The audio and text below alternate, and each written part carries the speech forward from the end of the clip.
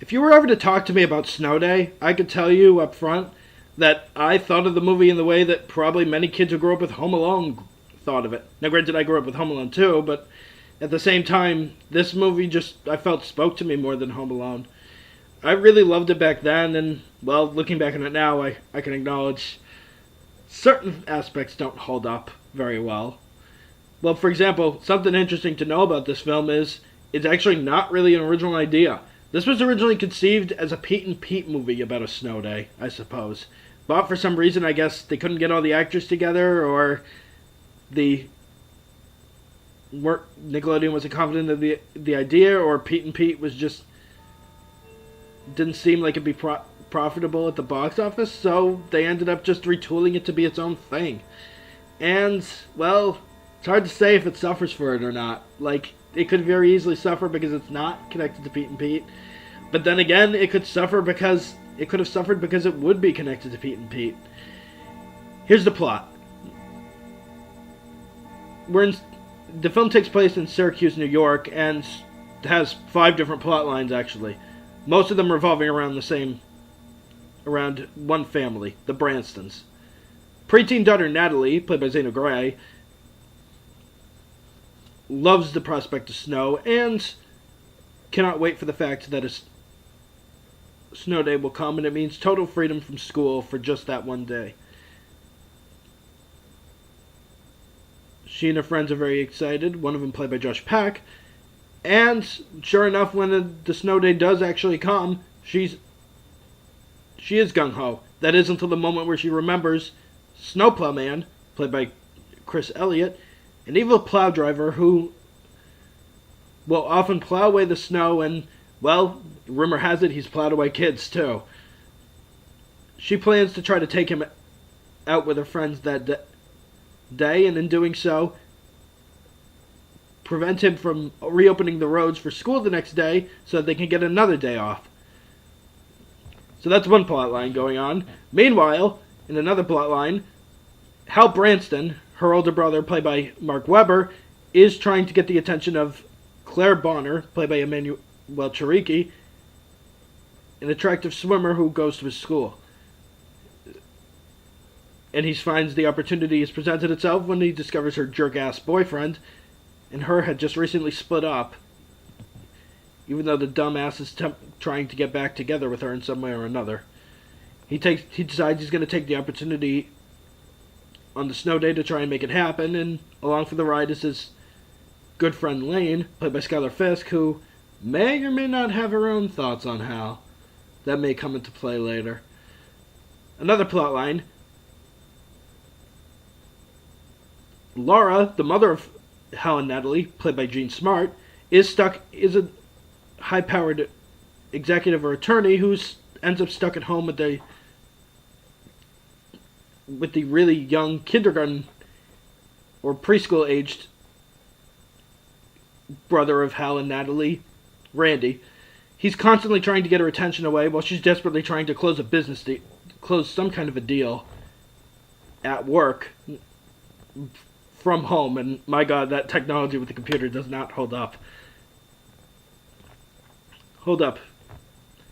And that's pretty much what that story is. The fourth story, the father of the family, Tom, played by Chevy Chase, is a weatherman whose station is desperately trying to figure out ways to boost their ratings, and they constantly have him dressing up in silly costumes, much to his annoyance. However, the station is the first to report on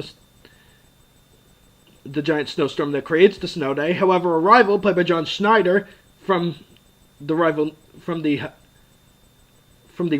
more impressive news station, ends up taking the credit for it and throws Tom into a rage in which he desperately tries to discredit him. Oh, and the fifth plotline doesn't involve the Branson family at all. It just involves Principal Weaver, the principal of the high school and I guess middle school too, constantly being chased by kids who are off screen throwing snowballs at him. So, yeah, that's a lot. And this movie is less, if you exclude end credits, this movie is less than an hour and a half. And even then, with end credits, it's only slightly below an hour and a half. So, it manages to balance the things well, but the problem is, a lot of this isn't that interesting, or at least two of the plot lines are not that interesting. For one thing, Jean Grey's plot line, I've seen this before, and it really does not add that much new to it, so it kind of gets lost for that reasoning. Or maybe that's really the only pointless one. I mean, the one with the principal overstays its welcome a bit, but when you consider the fact that on the show, the middle school or high school principal was played by Adam West, you just wish that that's another reason you wish that there had been a Pete and Pete movie, because then you would have gotten to see Adam West being chased by kids throwing snowballs at him and constantly freaking out and being paranoid and scared. That would have been really, really funny. Because Adam West would have sold it, and this guy's definitely trying, but at the same time, you can't help but really wonder the point otherwise. Yeah, for the laughs, but at the same time, like I said, you get a bigger reaction from somebody like Adam West, and that would have really helped make a better impression, I suppose, and made it more worth it in that case. Now, the thing I definitely gravitated to was the plotline with trying to take out the snowplow man. Although, there are people who wonder now, are the kids the real villains here? Because they're trying to take out this guy who's just doing his job, and that, he's not really in the wrong, other than the fact that he's just trying to do the job, and then these kids are constantly giving him trouble, giving him shit. Well, my argument to that is that he's a creep. He's not somebody worthy of sympathy or empathy, because, well, he's a potential child murderer, and let's not forget the fact that in the actual movie, no matter how wrong these kids might be, he still abducts a child and then later straps that child to the front of his plow. No, he's lost any kind of high ground in those moments, no matter how difficult these kids are being. So yeah, but at the same time, as a kid, I did eat up the fantasy of being able to do something, and yeah, that plays into kind of the same field that I thought Harriet the Spy did, and it leans definitely way more into the fantasy aspect. However, they're only planning to try to get a second snow day. I mean, they don't talk about whether or not another plow person would replace Snowplow Man immediately after that, so there's a debate as why in the world would they not, instead of just getting the second snow day, why wouldn't they try to just use the plow to keep the school closed all winter? That seems like that would be the thing that a kid would want to do. Heck, that's what I wanted to do. And yeah, that's exactly what I thought they were doing as a kid. I thought they were trying to use the plow to keep the school closed all of winter, but it just wasn't the case. It's a little disappointing, but at the same time I get the fact that they're treating the second snow day as something mythical, and that's kind of along the same lines of what Pete and Pete would do. And yeah, once you figure out that this was meant to be a Pete and Pete movie, you can't help but judge it based on the standards of Pete and Pete.